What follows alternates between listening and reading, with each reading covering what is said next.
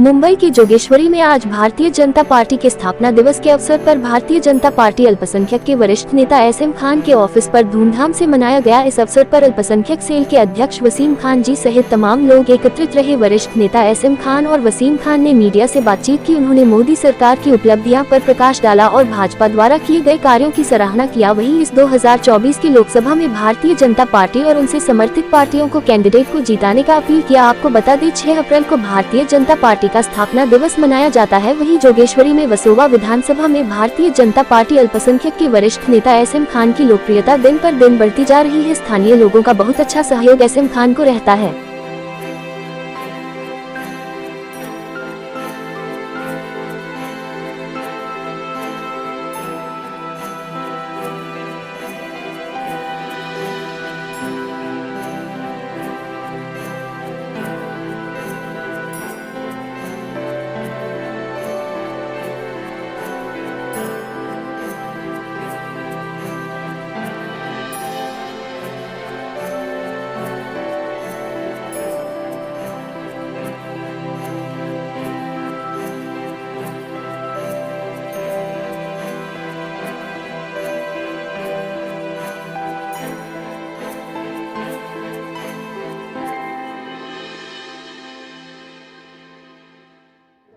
देखिए, जैसा आप सभी को पता है कि पिछले 44 सालों से एक ही भाव लेकर कि भारतीय जनता पार्टी कैसे हमारे देश की तरक्की हो, कैसे देश की एकता अखंडता कायम रहे, एक नेक नीयत और साफ नीति के तहत 2 सांसदों की पार्टी हुआ करती थी। और आज आप सभी को भली भांति पता है कि आज 300 से ज़्यादा सांसद वाली पार्टी है, लेकिन उसी सेवा भाव के साथ निरंतर ये पार्टी काम कर रही है।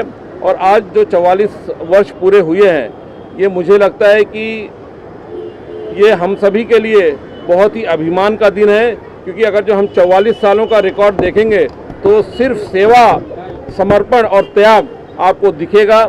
हमारा कार्यकर्ता सिर्फ राष्ट्र हित में कैसे देश को आगे लेके जाया जाए उसके तहत काम कर रहा है, सेवा के भाव से। एसएम जी, आपसे जानना चाहूँगी, आज भाजपा का स्थापना दिवस है और लगता है भाजपा की जिस तरह से गठन किया गया था, क्या उस कार्य को लेकर जनता के लिए वो कार्य कर पा रही है? देखिए, जिन्होंने पार्टी का पौधा लगाया, आज हम उन्हीं के फल हैं, उसी पेड़ के फल हैं। और भारतीय जनता पार्टी जो मेंबर पार्लियामेंट 283 में होते थे, आज हमारे 400 की उम्मीद है। 2024 में 400 के पार कर रहे हैं हम लोग। नरेंद्र मोदी जी ने भारतीय जनता पार्टी को इतना आगे कर दिया है कि हर बच्चे की ज़बान पे भारतीय जनता पार्टी है। और आने वाले 2024 में इलेक्शन आ रहे हैं, इलेक्शन चालू हैं, मोदी जी 400 के पार जाएंगे और हम लोगों की मेहनत और भारतीय जनता पार्टी के कार्यकर्ताओं की मेहनत रंग लेके आएगी। आज जिस तरह से केक काटकर आपने यहाँ पे सेलिब्रेट किया है, किस तरह आपने सोचा कि स्थापना दिवस को किस तरह से भव्य रूप में मनाया जा सकता है? हमारी ये खुशी होती है कि हमारे कार्यकर्ता, हमारे लीडर सब मिल के एक साथ रहें। और केक काटने का तो एक बहाना है पार्टी का, एक मिलावा था कि मिल रहे सब लोगों से और आगे का जो है इलेक्शन आ रहे हैं उसको आगे कैसे किया जाए। जो भी कैंडिडेट आता है, या हमारी पार्टी का है या अदर पार्टी का है या गठबंधन का है, तो उसको कैसे जीत के और मोदी जी को तोहफा दिया जाए, इसके वजह से आज हम लोगों ने केक काटा है। तमाम समाचार पत्रों में, सुर्खियों में आपका भी नाम था कि आपको भी यहाँ से लड़ाया जा सकता है। ये तो पार्टी का डिसीजन है, पार्टी जिसको चाहेगी वो पार्टी का निर्णय होगा, पार्टी के ऊपर है। सर, मैं आपसे जानना चाहता हूँ, स्थापना दिवस बहुत महत्वपूर्ण होता है और कोई अच्छा अपने तरीके से सेलिब्रेट करता है, लेकिन आज जो स्थापना दिवस है, केक के अलावा कुछ और आप लोगों ने कुछ सेलिब्रेट किया है? कुछ देखिए, हम सबके जो महाराष्ट्र के अध्यक्ष हैं आदरणीय चंद्रशेखर बावनकुले जी और हमारे मुंबई के अध्यक्ष श्री आशीष शेलार जी के नेतृत्व में पूरे मुंबई में सेवा के भाव से कार्य हो रहे हैं। आज पूरे मुंबई में हज़ारों कार्यक्रम सेवा के रूप में हमने मनाया है। हमारा मकसद है कि सत्ता आने के बाद भी हम कभी सत्ता के नशे में या सत्ता भोगी नहीं रहे। हमने हमेशा जनता के लिए काम किया है। आज भी देखिए 44 वर्ष हुए हैं, लेकिन आज भी पूरे मुंबई में कई जगहों पे हॉस्पिटल में बहुत सारे काम हो रहे हैं। आज बहुत जगह पे ब्लड डोनेशन कैंप भी हमने लगाया है। अलग अलग अभी आज खान साहब ने यहाँ पे एक आप सभी को पता है कि रमज़ान का पावन महीना चल रहा है, तो आज इसमें एक गंगा जमुनी तहजीब को कैसे मजबूत किया जाए, कैसे उसको बढ़ावा दिया जाए, उसी के माध्यम से आज इन्होंने यहाँ पर रोज़ा इफ्तार भी रखा है और निरंतर ये गरीबों को राशन वगैरह भी दे रहे हैं, रमज़ान किट भी बांट रहे हैं। ईद के लिए कैसे हर गरीब अपनी उसकी ईद अच्छी हो उसके लिए भी प्रयत्न कर रहे हैं। हमारा मकसद यही है कि हम सिर्फ सेवा के भाव से अंतिम पायदान पर खड़े व्यक्ति की आंखों में खुशी हो, उनके जीवन में खुशहाली हो, यही हमारा मूल मंत्र है। सबका साथ, सबका विकास, सबका विश्वास के संकल्प के साथ हमारी सरकार, हमारा कार्यकर्ता आगे बढ़ रहा है और लोगों की सेवाएं कर रहे हैं। तो जिस तरह से मोदी जी ने कह दिया है कि इस बार 400 पार, तो किस तरह से मुंबई में इस जोश को आप देख पा रहे हैं और सर समाज किस तरह से भाजपा और मोदी जी के साथ खड़ा है? देखिए, 10 वर्षों का कार्यकाल आप सभी के सामने है।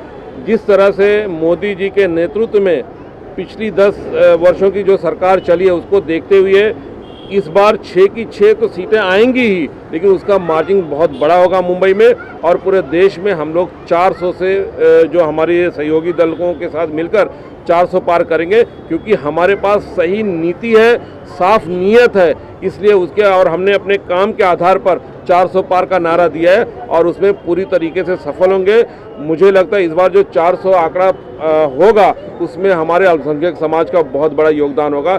इस बार 2014 और 2019 के जो चुनाव हुए हैं और जो 2024 का जो चुनाव होगा, इस बार अल्पसंख्यक समाज भी बहुत बड़ी संख्या में भारतीय जनता पार्टी को जिताने के लिए आतुर है और मुझे लगता है जो इतनी बड़ी प्रचंड जीत होगी उसमें हमारे अल्पसंख्यक समाज का भी बहुत बड़ा हाथ होगा। जिस तरह से विपक्ष का बार बार आरोप है कि बेरोजगारी हो गई है, महंगाई हो गई है और जो भाजपा है वो हिंदू मुसलमान दोनों को बांटने का कार्य कर रही है, इस पर आप क्या कहना चाहेंगे? देखिए, 1947 से लेके कांग्रेस ने 70 साल इस देश पे राज किया है। अगर गुर्बत नहीं है तो कांग्रेस को उसी टाइम हटा देनी चाहिए थी। हमारी सरकार ने जो गरीब तबके के लोगों को 80 करोड़ लोगों को खाना देती है हमारी सरकार, ये हम कांग्रेस ने जो गुर्बत फैला के रखी थी देश के अंदर, उनको हम संभाल के चल रहे हैं, उनको लोगों को खाना तक पहुंचा रही है हमारी पार्टी। दूसरी बात, हिंदू मुस्लिम, अगर हिंदू मुस्लिम की बात होती तो मैं मुसलमान हूँ और ये हमारे दुबे जी बैठे हैं, ये पासवान जी बैठे हैं। यहाँ हिंदू मुस्लिम कुछ नहीं, हमारी पार्टी ना हिंदू की है ना मुस्लिम की है, हमारी पार्टी सब कुछ लेके चलती है, सबका साथ, सबका विकास, सब पे विश्वास रखती है। ये मोदी जी का नारा है। ये अपोजिशन के लोग जो हैं ये हिंदू मुस्लिम करके 70 साल राज किए हैं, अभी वो इनका राज चलने वाला नहीं है। इनको मालूम चल गया है कि 10 साल में मोदी जी ने हिंदू मुस्लिम एकता की है। सारे देश में हिंदू, मुसलमान, सिख, ईसाई सब एक बैनर पे खड़े हैं और मोदी जी के साथ सब लोग खड़े हैं। वसीम जी, अगर बात करें कांग्रेस के कई ऐसे बड़े चेहरे हैं जो कहीं ना कहीं पार्टी को छोड़कर भाजपा या शिवसेना का दामन थाम रहे हैं, वहीं एक बड़ा नाम है संजय निरुपम जी का। उन्होंने भी पार्टी को जिस तरह से पार्टी को इस्तीफा दे दिया है, वो बाहर निकल चुके हैं। क्या लगता है भाजपा उन्हें मौका देगी? देखिए, हम पिछले 10 साल से ये बता रहे हैं कि एक शेर के साथ मैं इस आपके सवाल का जवाब दूंगा कि घर सजाने का तस्वूर तो बहुत बाद में है, पहले ये तय तो करो घर को बचाएं कैसे। तो भारत जोड़ो यात्रा पे उनके युवराज निकले हैं, लेकिन आपको पता है एक एक करके ये जो कांग्रेस का कुनबा है वो पूरी तरीके से टूटता जा रहा है। लेकिन जब आप राजनीति एक लाभ के अपने पर्सनल लाभ के लिए जब राजनीति को आगे बढ़ाएंगे ना, तो वहाँ ये होना स्वाभाविक है। जब आप देश हित की बात करेंगे, जब आप राष्ट्र हित की बात करेंगे, तो वहाँ परिवार बड़ा होगा। आज दुनिया की सबसे बड़ी पार्टी हम क्यों है भाजपा? क्योंकि हमने पहले कहा कि हमारी नीति और नीयत दोनों साफ है, इसलिए हमारी एक ही संकल्प है। हमने कभी अपने बारे में नहीं सोचा, हमारा देश, हमारे राष्ट्र के बारे में हम लोग सोचते हैं, तो इसलिए हमारा परिवार बढ़ेगा। और जो जिनकी सोच तुष्टीकरण की सोच है, जिन्होंने हमेशा जात पात और देश को जात पात में बांटा है, उन स्वाभाविक रूप से एक समय तक वो ज़रूर आप किसी को भ्रमित कर सकते हो, किसी को बेवकूफ़ बना सकते हो, लेकिन वो समय जब आएगा, जब आपका राज पूरी तरीके से खुलेगा और लोगों को मालूम पड़ेगा, तो आपका पूरा कुनबा खाली हो जाएगा। आज कांग्रेस मुक्त का जो नारा दिया था माननीय मोदी जी ने, आज मुझे लगता है कांग्रेस मुक्त भारत अपने अंतिम पड़ाव में है। आप 2024 के बाद देखेंगे कि कांग्रेस मुक्त भारत पूरी तरीके से हो जाएगा। लेकिन ईडी का डर बताया जा रहा है, ईडी के डर से लोग पार्टी को छोड़कर आ रहे हैं। देखिए, ईडी नहीं, ईडी अपना काम कर रही है, वो स्वतंत्र है अपनी कार्रवाई करने के लिए। जितने भी भ्रष्टाचारी हैं, भ्रष्टाचारी का कोई दायरा नहीं है, उनमें कोई वीआईपी और वीवीआईपी कल्चर नहीं है। जो देश को लूटने का काम करेगा, जो चोरी करेगा, उसको सज़ा अवश्य मिलेगी। ईडी अपना काम कर रही है। आपको पता है कि जिस तरह से 2014 के बाद मोदी जी सक्रिय हुए हैं, इस देश से जो गुंडागर्दी है, जो माफिया है, वो नस्तो नाबूद होते जा रहे हैं, मिट्टी में मिलते जा रहे हैं। इसलिए उसी के तहत ये कार्रवाई हो रही है।